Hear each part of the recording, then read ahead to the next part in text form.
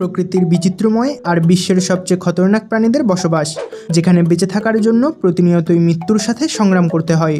পৃথিবীর সবচেয়ে সুন্দর জায়গা আর সাথে সাথে বিপজ্জনকও। এটা এমন একটি জায়গা যেখানে আসার পর আপনার মনে হতে পারে হয়তো আপনি কয়েক দশক পিছনে চলে এসেছেন। তাছাড়া এটা এমন একটি জায়গা যেখানে আজও ডাইনোসরের মতো বড় আর ভয়ানক প্রাণী বেঁচে থাকতে পারে। অ্যামাজন রেইন ফরেস্ট যতটা বড় আর ঘন জঙ্গল, এটা ততটাই রহস্যময়। আর আজকের এই ভিডিওটির মাধ্যমে আমরা আপনাকে অ্যামাজন রেইন ফরেস্টের এমন কিছু রহস্যের ব্যাপারে বলতে চলেছি, যেটা শোনার পর আপনি চমকে উঠতে পারেন। শুধু ভিডিওটি শুরু করার আগে একটি ছোট্ট অনুরোধ রইল, নতুন বন্ধুরা চ্যানেলটি সাবস্ক্রাইব করে পাশে থাকা বেল আইকনটি অলে সেট করে নেবেন। বন্ধুরা, অ্যামাজন রেইন ফরেস্ট সাউথ আমেরিকারই একটি অংশ, আর এই বিশাল জঙ্গলটি পৃথিবীর 6.7 মিলিয়ন স্কোয়ার কিলোমিটারে বিস্তৃত। বিপজ্জনক এই জঙ্গলটির সীমানা ব্রাজিল, কলম্বিয়া আর পেরু থেকে শুরু করে সাউথ আমেরিকান দেশগুলিতে এসে শেষ হয়েছে। এই জঙ্গলটি এতটাই বড় আর বিশাল যে যদি এই অ্যামাজন জঙ্গল একটি দেশ হতো, তাহলে এটা এরিয়া ভিত্তিতে পৃথিবীর সপ্তম সবচেয়ে বড় কান্ট্রি হতো। আপনি যদি এই জঙ্গলের আকৃতিকে আন্দাজ করতে চান, তাহলে এখানে ইন্ডিয়ার মতো 2টো আর বাংলাদেশের মতো 35টা দেশ ধরে যেতে পারে। এই জঙ্গলটি এতটাই ঘন যে এখানে এমন অনেক জায়গা রয়েছে যেখানে আজ পর্যন্ত সূর্যের এক বিন্দু আলো পৌঁছাতে পারেনি। সূর্যের আলো তো দূরের কথা, যখন এখানে বৃষ্টি হয় তখন সেই বৃষ্টির জলকেও মাটি পর্যন্ত পৌঁছানোর জন্য প্রায় 10 মিনিটেরও বেশি সময় লেগে যায়। আর পুরো বছরেও এমন একটা সপ্তাহ থাকে না যে সপ্তাহে এখানে বৃষ্টি হয় না। আর এই কারণেই এই জঙ্গলকে অ্যামাজন রেইন ফরেস্ট বলা হয়।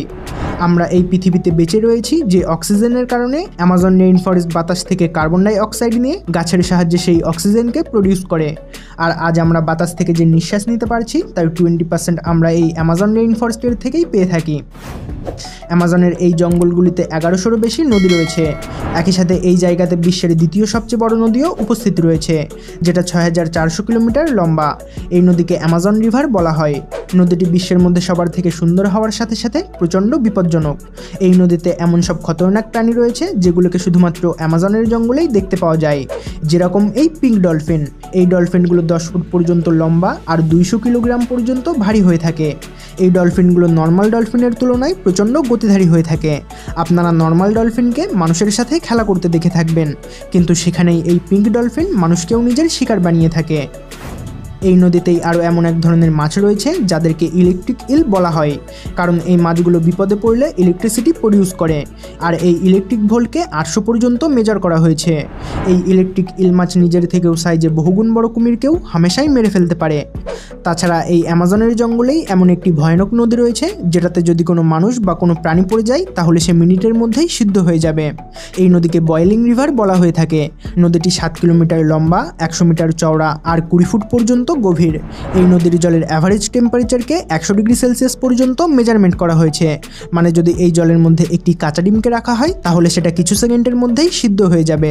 তবে এই নদীর জল এইরকম ফুটন্ত কেন তা আজ পর্যন্ত কেউ জানতে পারেনি। অ্যামাজনের জঙ্গল দেখতে যতটা সুন্দর, কিন্তু আসলে এটা তার থেকেও 10 গুণ বেশি খতরনাক।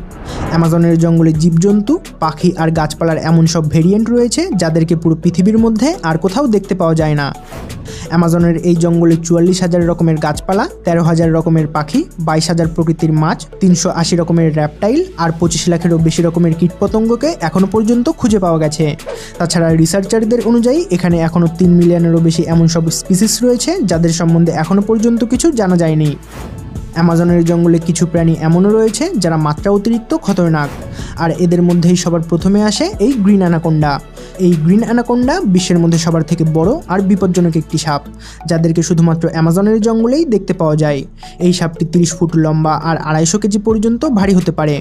যখন এই সাপটি শিকার করতে বেরোয় তখন এটা তার থেকেও ডবল ওয়েটের প্রাণীকেও ইজিলি গিলে ফেলতে পারে, যেরকম হরিণ, বুনো শূকর, এমনকি এরা বাঘকেও নিজের শিকার বানিয়ে ফেলে। অ্যামাজনের জঙ্গলে যে এই গ্রিন অ্যানাকোন্ডার মতো কত প্রাণী মজুত রয়েছে তা কেউ বলতে পারে না।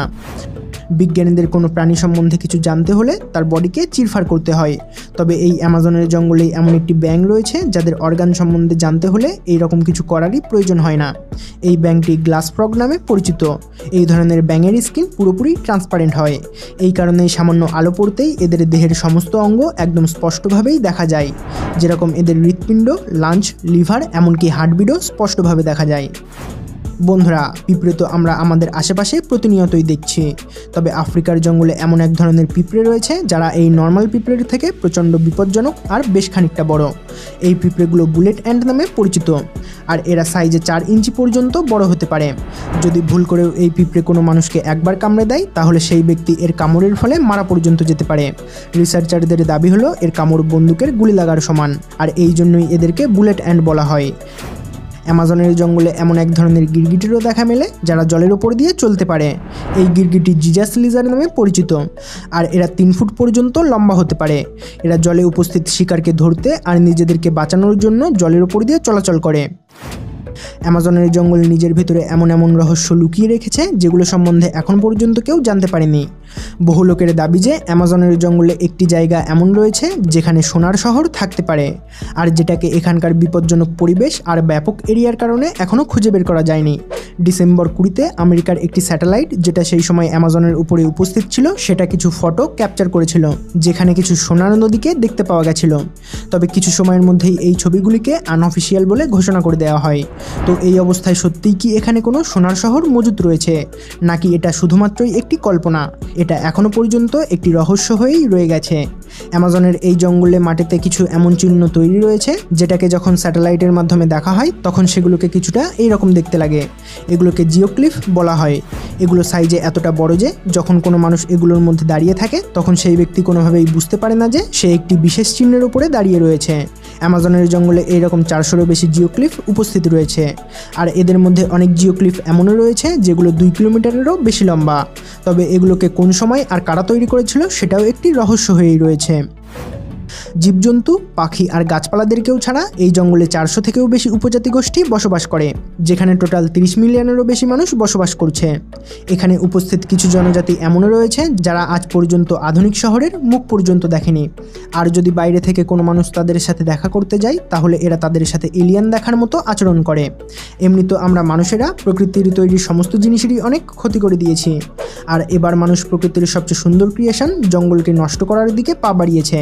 অ্যামাজন রেইন ফরেস্ট প্রকৃতির জন্য কতটা দরকারি তা জানা সত্ত্বেও এখানকার জঙ্গল থেকে প্রতিনিয়তই প্রচুর পরিমাণে গাছপালা কেটে ফেলা হচ্ছে। একটি রিপোর্টের অনুযায়ী অ্যামাজন তার 20% এরিয়া আজ হারিয়ে ফেলেছে, আর এই রকমই চলতে থাকলে একটা সময় এমনও আসতে পারে যখন সেখানে সবুজ গাছপালার পরিবর্তে বড় বড় বিল্ডিং দেখতে পাওয়া যাবে। তবে এটা করার ফলে এনভায়রনমেন্টের যে কত বড় ক্ষতি হচ্ছে তা মানুষের কল্পনারও বাইরে। তো যাই হোক বন্ধুরা, আজকের জন্য এখানেই শেষ করছি। ভিডিওটি ভালো লেগে থাকলে ভিডিওটিতে একটি লাইক করতে পারেন, আর এই রকম ইন্টারেস্টিং আর ইনফরমেটিভ ভিডিও আপনার ফ্যামিলি ও বন্ধুদের মধ্যে শেয়ার করতে পারেন। আর অ্যামাজন সম্বন্ধে আপনার মূল্যবান বক্তব্য আমাদেরকে কমেন্ট করে জানাতে পারেন। তো আবার দেখা হচ্ছে জলপরীর একটি নতুন এপিসোডে। তত সময় পর্যন্ত ভালো থাকবেন। ধন্যবাদ।